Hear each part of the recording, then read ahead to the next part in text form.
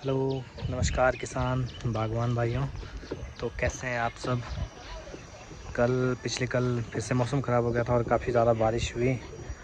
तो आज जो हम खाद डालने का काम कर रहे हैं आजकल अनार में, तो आज रुका हुआ है क्योंकि गीला हो गया है काफ़ी। तो सोचा आपके साथ थोड़ी बातचीत कर लेते हैं। तो आज मैं आपको थोड़ा सा दिखाऊंगा कि मैंने जो गोभी है, इस बार मैंने लगाई है सिंपल कॉलीफ्लावर। आइसबर्ग सैलेड नहीं लगाया है थोड़ा सा, क्योंकि हर साल मैं चेंज कर रहा हूँ, मतलब कि चेंज करके लगा रहा हूँ सो दैट कि एक ही चीज़ की आदत ना, मतलब एक ही चीज़ जो होती है फिर उससे क्या हो जाता है कि ज़मीन के न्यूट्रिएंट्स जो है कम हो जाते हैं। जैसे अगर एक ही चीज़ हम बार बार लगाएंगे तो डिफरेंट चीज़ें लगाएंगे तो उससे थोड़ा मेंटेन बना रहता है। तो अब आपको मैं अपनी गोभी दिखाता हूँ।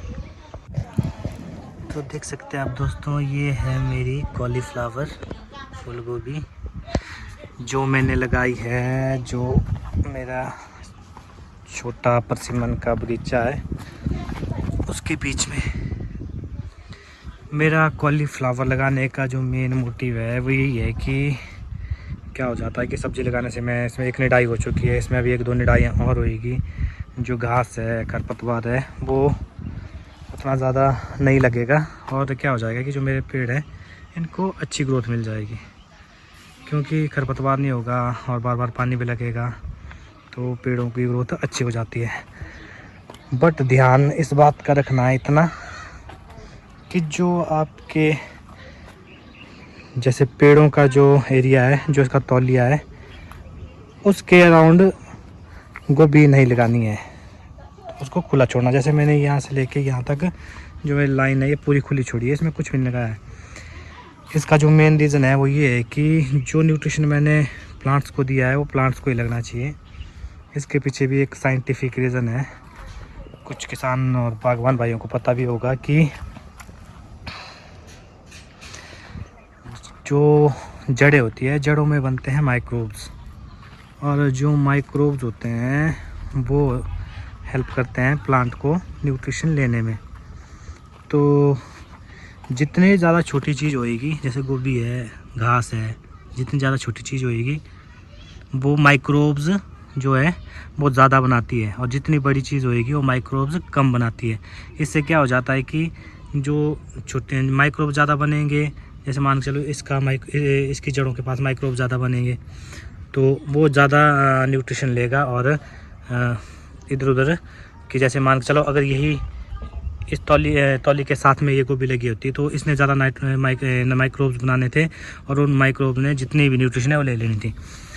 तो इसको समझाने के लिए मैं आपको एक और तरीके से बता सकता हूँ कि जो हमारे परसिमन प्लांट का जड़ हैं उसमें मान के चलो आप हर एक 100 घंटे में एक माइक्रोब बनता है फॉर एग्ज़ाम्पल।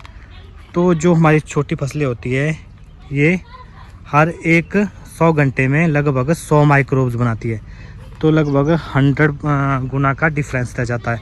तो जो 100 माइक्रोब्स छोटी जड़ों के हैं तो वो ज़्यादा न्यूट्रिशन लेंगे, और जो एक माइक्रोब हमारी बड़ी जड़ों का है वो कम न्यूट्रिशन लेगा। इसलिए हमेशा क्या करना है कि तौलिया है, जैसे ये है मेरा इसका एरिया तौलिया, इसमें मैंने न्यूट्रिशन डाल देखा है, देखो आप देखते हैं मैंने गोबर डाल दे दिया है। तो इस एरिया में आपने ना घास लगने देनी है और ना इसमें कोई फसल लगानी है। तो क्या हो जाएगा उससे कि वो फसल जो है वो जो न्यूट्रिएंट्स हम इसको डालेंगे उन न्यूट्रिएंट्स फसल ले लेगी और इसको कुछ भी नहीं मिलेगा। तो इस तरह से अब मैं आपको ये भी बताऊंगा कि मैंने जो फूल गोभी लगाई है इसमें मेरा कितना खर्चा आया है, तो और मैं इसमें कितना कमाऊंगा। इस तरह के अपडेट मैं आपको साथ साथ में देता रहूँगा।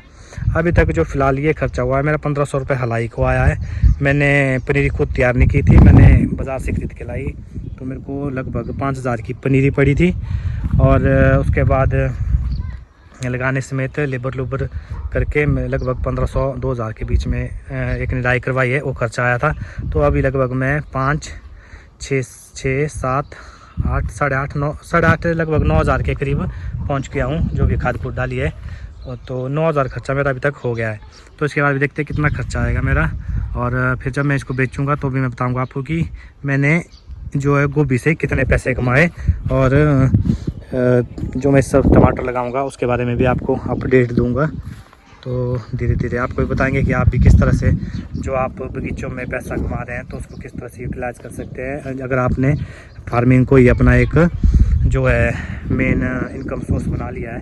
क्योंकि देखो जो क्या हो जाता है कि फार्मिंग में हमारा जो इनकम आनी शुरू होती है वो होती है लगभग जून महीने के मिड के बाद से। जैसे मान चलो प्लम जो है, प्लम चलेगा जून महीने में, तो जून महीने से लेकर दिसंबर तक का हमें जो है जो हमारा बागवानी है, फ्रूट्स है, उससे इनकम आएगी। तो दिसंबर तक चलेगा। जैसे बीच में अनार भी आ गया, प्लम भी आ गया, परसिमन आ गया, बाकी आपके आड़ू आ गया, जो भी है। तो क्या हो जाता है कि अभी जो जनवरी से लेके जून तक का हमारे पास इनकम सोर्स नहीं रहता है, अगर आप एक किसान और बागवान हो, मतलब फुल टाइम। तो इस चीज़ को हम किस तरह से यूटिलाइज कर सकते हैं कि अगर आपके पास लैंड है थोड़ा, तो आप बीच में थोड़ा थोड़ा सब्जियां लगा सकते हैं। इससे क्या हो जाएगा, आपके बगीचे की भी केयर हो जाएगी और आपका एक जो है हल्का इनकम सोर्स भी जो है बन जाएगा। और क्या होता है कि जैसे मान के चलो आपके पास लेबर है, परमानेंट लेबर है, तो इस बीच में आप उस लेबर को कैसे मैनेज करेंगे। तो ज़्यादा नहीं सही तो लेबर का खर्चा ही निकल जाए सब्जियों से। बाकी किस्मत पे है, कई बार रेट इतना अच्छा मिल जाता है कि आपको बहुत ही ज़्यादा इनकम हो जाती है इससे जो सब्जियां हैं। तो इसी तरह मैं आपको अपडेट देता रहूँगा कि मैं किस तरह से मैनेज कर रहा हूँ चीज़ें। अभी मैं भी एक नया ही किसान बागवान हूँ। मैंने को जो सब्ज़ी है तो लास्ट ईयर की मैंने लगानी शुरू की है। मुझे उतना नॉलेज तो सब्जियों का है नहीं, क्योंकि बागवानी चलो मेरे पास 9-10 साल का एक्सपीरियंस हो भी गया है। लेकिन जो लास्ट ईयर मैंने फ़र्स्ट टाइम लगाई थी, मैंने थोड़ा आइसबर्ग लगाया था और टमाटर लगाए थे। तो एक अच्छी इनकम मुझे वहाँ से अर्न हुई थी, जिससे क्या हुआ कि मेरे को इस साल जितना भी मैंने मेंटेनेंस वगैरह करवाया है, थोड़ा सा काम भी बढ़ाया है, तो उसमें काफ़ी हेल्प हुई। और जो लेबर है, लेबर को मैनेज करने में भी मुझे काफ़ी ज़्यादा हेल्प हुई। तो इस चीज़ से रिलेटेड मैं आपको बताता रहूँगा कि कैसे मैं चीज़ें कर रहा हूँ। जो इनका सोर्सेज है तो किस तरह बढ़ा सकते हैं हम, अगर हम एक किसान बागवान जो पूरे बनने मतलब के बन रहे हैं या फिर बने हुए हैं। तो बीच में इस साल देखो मैंने जैसे इस लास्ट ईयर से मैंने काफ़ी काम शुरू कर दिए, क्योंकि मैंने अब बागवानी और बागवानी और इसको एग्रीकल्चर को ही अपना एक जो प्रमुख व्यवसाय है वो बना लिया है। तो इसी तरह की वीडियोस मैं डालता रहूँगा, तो आप बने रहें चैनल के साथ। तो जल्दी आपको नेक्स्ट अपडेट देंगे कि अब क्या होने वाला है। तो अभी देख सकते हैं आप, प्लम ब्लूमिंग स्टेज में आने वाला है, लगभग 10-15 दिन में फुल ब्लूमिंग हो जाएगी। अभी इसमें जो है सिल्वर टिप बोल सकते हैं आप इसको, इस पर आ चुका है प्लम। तो इसमें मैंने एसॉइल और जो कीटनाशक की स्प्रे है वो कर दी है। अब देखते हैं कि क्या रिस्पांस रहता है इस बार। गोबर वगैरह है, खाद वगैरह है, वो डाल दी है।